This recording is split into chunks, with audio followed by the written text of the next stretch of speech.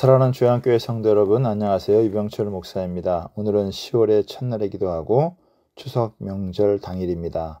하나님께서 주님을 섬기는 주양 가족들에게 첫날부터 은혜를 부어주셔서 10월 한 달 동안 큰 은혜 가운데 거하기를 축복합니다. 또한 가족과 함께 행복하고 풍성한 추석 명절을 보내시기 바랍니다.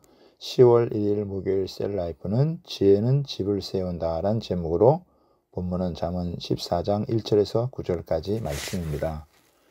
우리나라 사람들은 누구나 집을 장만하는 것을 매우 중요하게 생각합니다. 자신의 집을 장만하는 것은 더 이상 이사를 하지 않고 안정되게 살아가는 것을 의미하기 때문입니다. 그러나 집을 사는 것보다 더 중요한 것은 내 집에 지속적으로 하나님의 복이 공급되는 축복의 집을 세우는 것이 중요합니다. 하나님께서 가정에 복을 주실 때는 물질적인 복도 주시고 자녀의 복도 주시고 모든 아름다운 것으로 그 집을 채워주십니다. 잠언 14장에서 지혜는 복된 가정을 이룬다는 내용을 다루고 있습니다. 가정도 번창하는 가정이 있는가 하면 점점 무너져가는 가정도 있습니다. 성도의 가정은 쇠하는 것이 아니라 흥해야 하는데 그러려면 지혜가 있어야 합니다. 1절에 지혜로운 여인은 자기 집을 세운다고 했습니다. 우리가 보통은 집을 짓는 것은 남자 일이라고 생각합니다. 대부분 밖에 나가서 돈을 버는 것도 남자이고 집을 짓는 큰 일들은 남자들이 합니다. 그런데 성경은 여인이 집을 짓는다고 말하고 있습니다. 이것은 남자들이 집을 짓는 것과는 다릅니다. 남자들이 집을 짓는 것은 그야말로 돈을 벌어서 눈에 보이는 집을 짓는 것을 의미하지만 여인들이 집을 짓는다는 것은 사람의 눈에 보이지 않는 부분을 의미합니다. 하나님께서 아담을 창조하시고 독처하는 것이 좋지 않아 아담을 위해 돕는 배필을 지으셨습니다. 이것은 집안에서 여자의 위치가 매우 중요하다는 것을 의미합니다.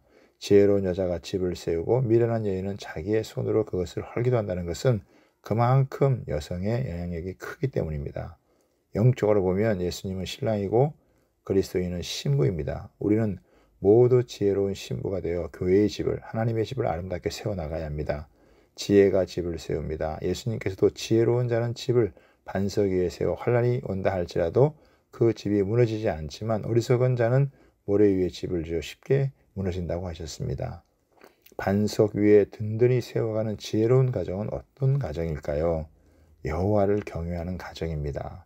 2절에 보면 정직하게 행하는 자는 여호와를 경외해도 패역하게 행하는 자는 여호와를 경멸하느니라고 했습니다. 여호와를 경외하는 가정과 멸시하는 가정이 있습니다. 지혜로운 가정은 여호와를 공경함으로 바르게 살아 흥하게 되고 어리석은 가정은 여호와를 멸시하여 그릇되게 살아 패망에 이릅니다. 사무엘상 2장 30절에는 나를 존중히 여기는 자를 내가 존중히 여기고 나를 멸시하는 자를 내가 경멸하리라고 했습니다. 잠언 14장 26절에는 여호와를 경외하는 자에게는 견고한 의뢰가 있나니 그 자녀들에게 피난처가 있으리라고 했습니다. 부모가 여호와를 경외하면 하나님이 그 가정의 견고한 요새가 되어 주십니다. 또 자녀들에게 피난처가 되어 주십니다. 부모가 하나님 제일주의 신앙으로 살면 그 가정은 환난에서 무너지지 않고 흔들리지 않는 믿음의 가정이 됩니다. 하나님께서 그 가정을 견고히 지켜주시고 악하고 음란하며 패역한 세대 가운데서 그 자녀들의 피난처가 되어 주십니다.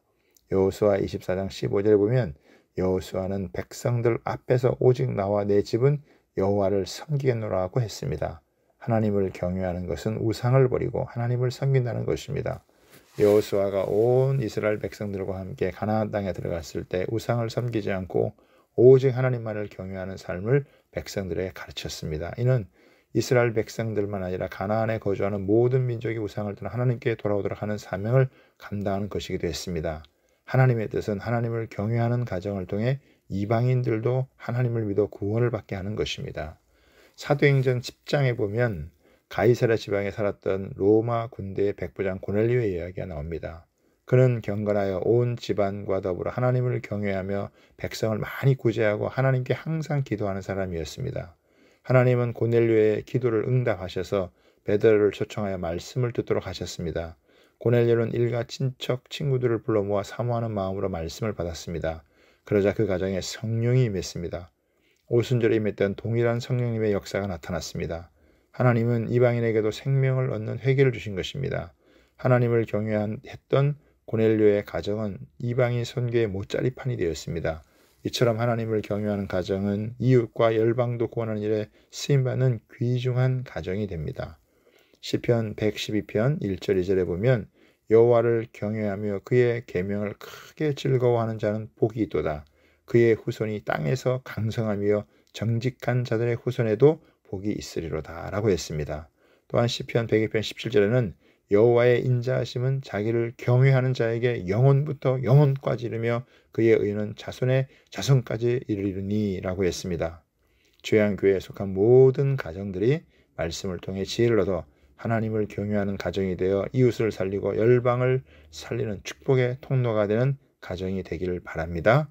감사합니다.